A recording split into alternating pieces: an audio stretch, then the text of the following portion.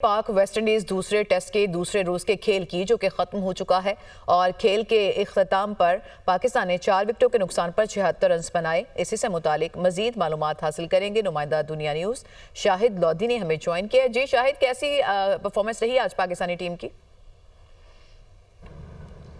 जी आज का दिन तो वेस्ट इंडीज़ की टीम के नाम ही रहा। पहले बैटिंग में उन्होंने अपनी पावर शो की, उसके बाद उन्होंने बॉलिंग में पावर शो की और आज तो पाकिस्तान हर लिहाज से फेल नज़र आया। ख़ास तौर पर जब बैटिंग शुरू हुई तो उनके बैट्समैन यके बाद दिगरे आउट होते चले गए। शान मसूद पर तो बड़ी तवक्को थी, हुरैरा जी उनका नया डेब्यू भी था, वो उन्होंने कोई परफॉर्म नहीं किया। बाबर आजम पे तवक्को थी, बाबर आजम भी 31 बनाकर चले गए, हालांकि उनको एक चांस भी मिला लेकिन उनकी लापरवाही उनको ले डूबी और इसके बाद यही सिलसिला चल रहा है अभी। और हम ये पाकिस्तान शिकस्त के भंवर में फंस चुका है। अब सिर्फ तवक्को है तो मसूद के साथ सऊद शकील के साथ है, रिजवान पर है और आगे सलमान के ऊपर है। अब देखना यह है कि कल विकेट पर आकर वो कैसा खेलते हैं।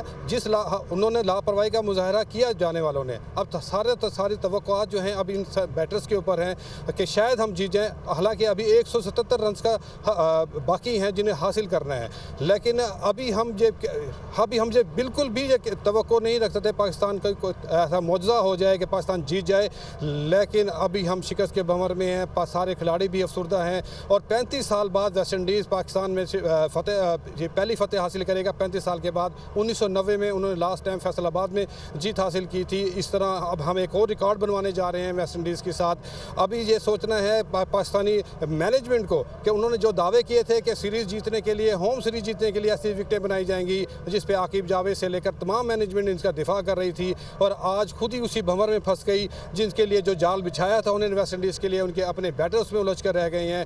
पूरी मैच में पाकिस्तानी बैटर बिल्कुल ऑफ कलर नज़र आए हैं, उन्हें बॉल नज़र नहीं आ रही है। इस टाइम विकेट की हालत यह है कि उस पर धूल उड़ने शुरू हो गई है, बड़े बड़े गड्ढे पड़ गए हैं, क्रैक उड़ना शुरू हो गए हैं। गोया कल का दिन भी एक मुश्किल तरीन दिन होगा और अगर यही हाल तो हम ये कह सकते हैं कि खाने के वक्फे से कबल पाकिस्तान जो इनिंग्स है वो सिमट जाएगी और पाकिस्तान एक और शिकस्त से दो चार हो जाएगा। कप्तान शान मसूद की कारकर्दगी को आप किस तरह से देखते हैं? 2 ही रन बना पाए आज वो। जी शान की पूरी सीरीज में देखें तो शान ने कोई आउट क्लास परफॉर्मेंस शाहिद, आप हमारे साथ ही मौजूद रहेगा। तो सैफ अहमद साहब साबिक टेस्ट क्रिकेटर हैं, उन्होंने हमें ज्वाइन कर लिया, उन्हें भी शामिल गुफ्तगू करते हैं। सर बहुत शुक्रिया आपके कीमती वक्त का। दूसरे रोज का आज खेल खत्म हो गया, यकीनन आपने भी मैच देखा होगा। कैसे रेट करेंगे पाकिस्तान की आज की कारकर्दगी को, कैसे एनालिसिस करेंगे? बिल्कुल, पहले तो हम उनकी बैटिंग पे बात करेंगे जरूर, और इसलिए कि उन्होंने, मेरा ख्याल है कि अपनी स्ट्रेटेजी चेंज की और आते ही अटैक शुरू कर दिया उन्होंने, और यही एक तरीकेकार था उनके बचने का, क्योंकि हम पिछले तीन इनिंग में देख चुके हैं, यानी 2 पिछली वाले में टेस्ट में और इसमें, कि वो जो है ना फंस जा रहे थे और जाहिर इतना स्पिन हो रहा था, टर्न हो रहा था, तो उन्होंने अपनी स्ट्रेटेजी चेंज की। मगर हमने अपनी स्ट्रेटेजी चेंज नहीं की और हम एक ही 2 आदमियों पर ही खाली जो है बॉलिंग पे लगे रहे। और अगर उन्होंने 4 आउट किए भी हैं ना तो 70 रन दे भी दिए, नो डाउट उनकी परफॉर्मेंस पे मैं वो नहीं करूंगा, लेकिन इतने रन दे दिए इस पिच के ऊपर, तो वो तो जो है जरा सी मुश्किलात तो आनी है, जाहिर है। अब कोई बहुत एक्स्ट्रा ऑर्डिनरी अगर आप खेलते हैं जबकि आपके विकेट्स तो 4 गिर गए हैं, आप देखने के की प्लेयरों में तो सिर्फ साहब, लेकिन होम ग्राउंड का एडवांटेज तो होना चाहिए था पाकिस्तानी टीम के पास, अपने ही घर में कुछ परफॉर्म नहीं कर पाई। इस एंगल को आप कैसे देखते हैं?